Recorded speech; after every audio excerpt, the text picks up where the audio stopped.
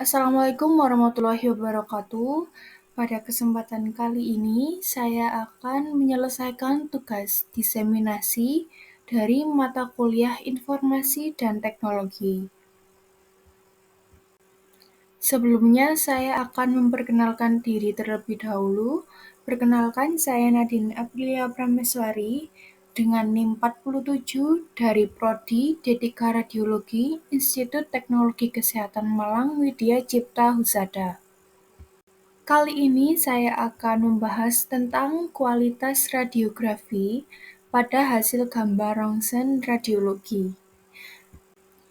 Jadi, apa sih kualitas radiograf itu? Nah, kualitas radiograf merupakan kemampuan radiograf dalam memberikan informasi yang jelas mengenai objek atau organ yang diperiksa. Kualitas radiograf ini ditentukan oleh beberapa faktor seperti densitas, kontras, ketajaman, atau detail. Nah, kualitas radiograf ini sangat penting untuk memastikan diagnosis yang akurat, mengurangi resiko kesalahan interpretasi, dan meningkatkan efisiensi penanganan pasien. Radiograf yang ideal ini mencakup seluruh informasi anatomi yang diperlukan untuk diagnosis.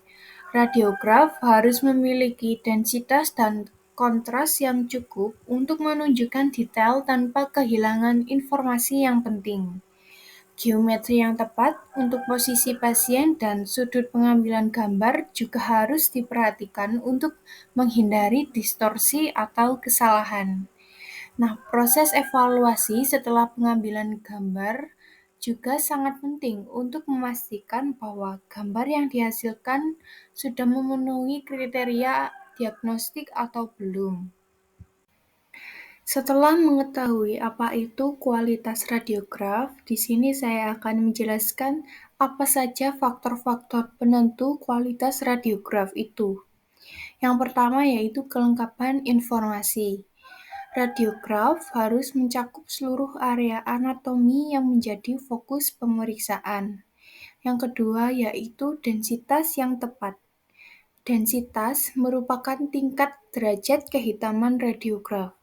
Densitas yang optimal dapat menunjukkan perbedaan antara jaringan lunak, tulang, dan ruang udara. Faktor penentu kualitas radiograf selanjutnya yaitu ada kontras yang tepat. Kontras ini menentukan perbedaan antara area yang terang dan gelap pada radiograf. Kontras yang baik memungkinkan identifikasi fitur anatomi secara jelas. Dan yang keempat yaitu posisi pasien. Penempatan posisi pasien yang tepat untuk menghasilkan proyeksi yang optimal. Nah, kesalahan dalam posisi pasien ini dapat menyebabkan distorsi atau kesalahan pada gambar, seperti contohnya gigi yang tampak buram atau tidak terfokus. Menurut penelitian menunjukkan bahwa kesalahan teknis pada proses radiografi ini dapat mencapai 3-5% setiap harinya. Nah, kesalahan dalam pembuatan radiograf dapat memiliki implikasi yang signifikan terhadap kualitas hasil pencitraan. Nah, ini dapat mempengaruhi diagnosis dan perawatan pada pasien itu sendiri. Berikut ada beberapa implikasi atau dampak kesalahan radiograf. Yang pertama yaitu keakuratan diagnosis. Nah, kualitas radiograf yang buruk dapat mengakibatkan kesalahan diagnosis dan berpotensi menyebabkan perawatan yang kurang tepat kepada pasien. Yang kedua yaitu terpapar radiasi berlebih. Pengulangan radiograf akibat kesalahan dapat meningkatkan paparan radiasi berlebih kepada pasien. Nah, ini dapat bertentangan dengan prinsip ALARA untuk meminimalisir resiko kesehatan. Kemudian implikasi selanjutnya yaitu pemborosan waktu dan biaya.